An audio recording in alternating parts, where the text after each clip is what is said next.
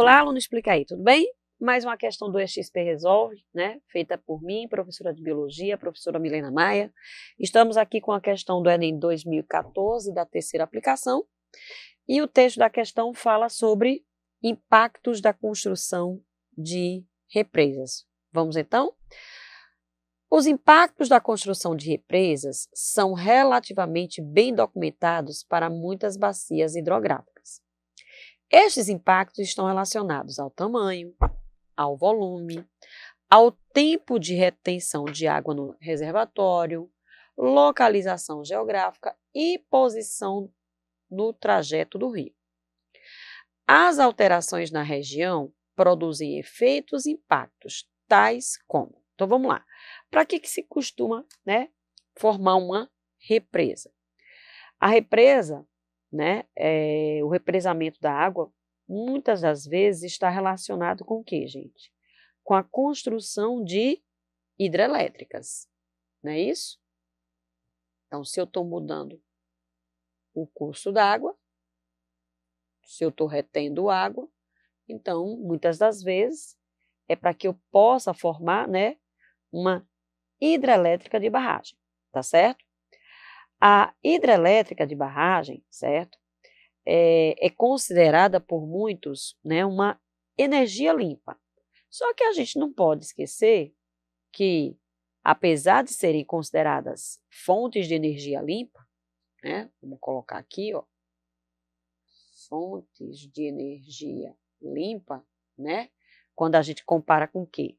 Quando a gente compara com o uso dos derivados de petróleo, que acabam gerando muito aqueles gases chamados gases de efeito estufa. Então, vou botar aqui um limpa entre aspas, tá bom?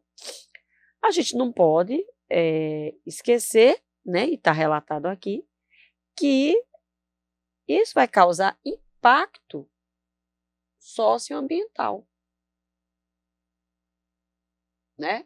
Sócio por quê? Vamos pensar.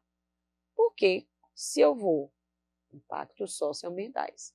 Se eu vou represar uma água, então o nível de água daquele rio ele vai aumentar. Aumentando o nível de água daquele rio, gente, daquele curso d'água, eu posso acabar provocando inundação das áreas ribeirinhas. Então, aquela população que morava ali no ao redor, daquela barragem, certo? Onde aquela água foi represada, ela vai ter que ir embora para outro lugar, certo? Então, esse seria um dos impactos sociais, Então, a gente não pode esquecer que o alagamento de uma vasta área vai provocar, alterações no ecossistema. Vamos ver? Então, que alterações seriam essas? Aqui, ó. Então, alagamento de uma área bem vasta, Então, esse alagamento vai trazer como consequência, certo? Como já disse, a destruição de quê? Da vegetação natural. Então, as árvores nativas, a flora ali presente, ela vai ser inundada. Isso também pode provocar, gente, o assoreamento do leito dos rios. Até porque a gente está, como já disse aqui, ó, provocando a destruição, da paisagem florística local. Então, do leito dos rios, certo? E, obviamente, esse assoreamento pode provocar, por sua vez, o quê? O desmoronamento de barreiras.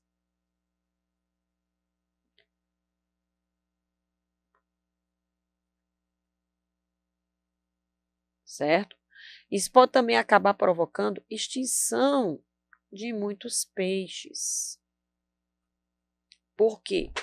Porque quando você represa, você está modificando, o curso de água. E lembrem que tem muitos peixes, isso também já foi cobrado até inclusive no Enem, que precisam, nadar contra a corrente de água de um rio, porque isso vai estimular, isso vai deflagrar a produção de hormônios que vão fazer com que aquele animal entre o quê? No seu período de reprodução. Se você para com essa correnteza da água e represa essa água, você vai acabar mexendo, vai acabar afetando na reprodução, né, desses animais que precisam disso para entrar em período de desova, tá? Tranquilo? Sem, né, como já disse, provocar o quê? Aquela questão de deslocamento das populações,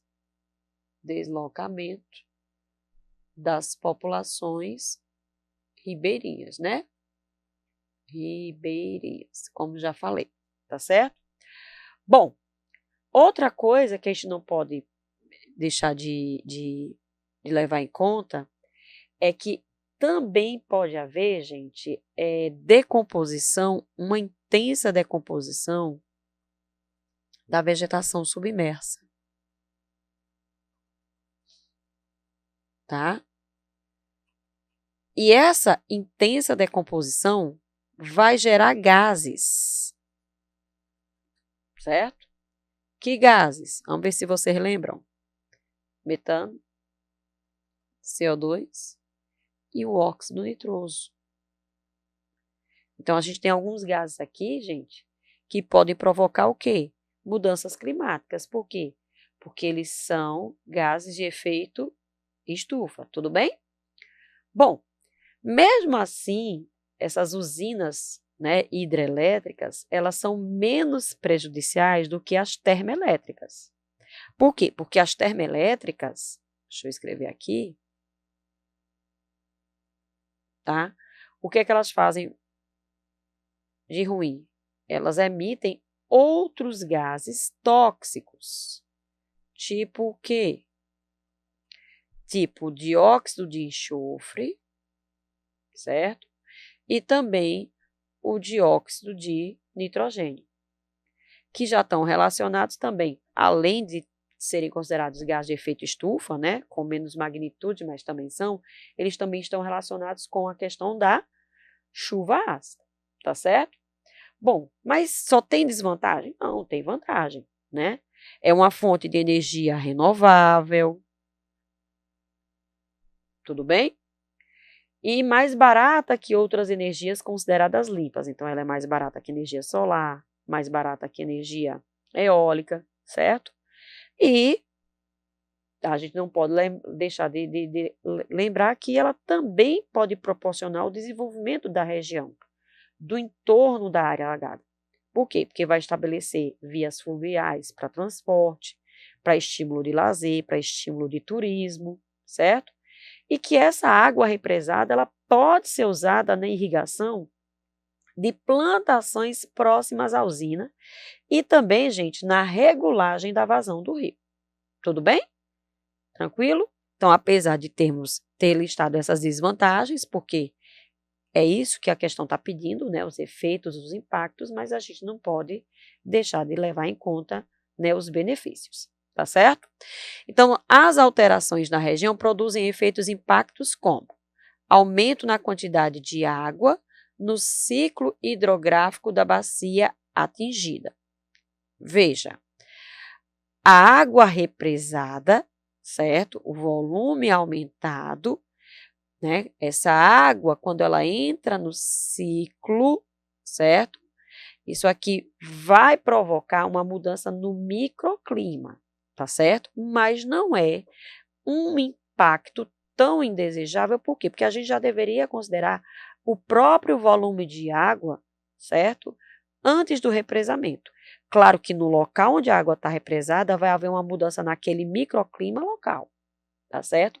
Mas no macroclima não, tá? Então vai alterar o microclima no entorno da barragem. Então vai mudar a umidade relativa do ar, vai mudar a quantidade de chuva, tá certo? Mas no micro, tudo bem? Vamos lá. Elevação da taxa de reprodução dos peixes da região pelo aumento da área inundada? Acabei de explicar para vocês que não. Pelo contrário, isso pode provocar um decréscimo, por quê? Porque muitos desses peixes precisam vencer a tal da corrente, né? Para poder estimular a produção dos feromônios, dos hormônios que vão, né, estar relacionados com a desova. Então, letra B também está fora. Letra C, maior incidência de doenças endêmicas, transmitidas por mosquitos da região, é uma possibilidade. Por quê? Porque muitos mosquitos, eles vão fazer o quê? Eles vão depositar ovos na água. Não é isso?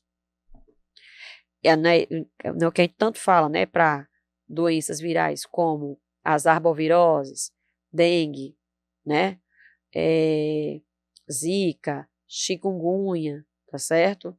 Outras doenças que os mosquitos, né, ao depositarem seus ovos na água, esses ovos se desenvolvem em larvas futuramente, tanto que uma das medidas contra essas doenças que são transmitidas por picada de mosquito é evitar água represada, evitar água parada, então é uma possibilidade, tá? Alteração dos níveis de precipitação pela ampliação do lençol freático. A gente não está ampliando o lençol freático. A gente não está ampliando a água submersa. A gente está ampliando aquela água que está, né, na superfície. Diminuição da quantidade de CO2 na atmosfera pela formação do reservatório. Eu acabei de colocar que a decomposição da vegetação submersa vai aumentar a quantidade de CO2 e não diminuir. Então, gente, dentro do cenário, o gabarito dessa questão, né, é a letra C. Então, represamento de água vai favorecer a transmissão, né, o aumento, melhor dizendo, de doenças que são transmitidas por mosquitos daquela região.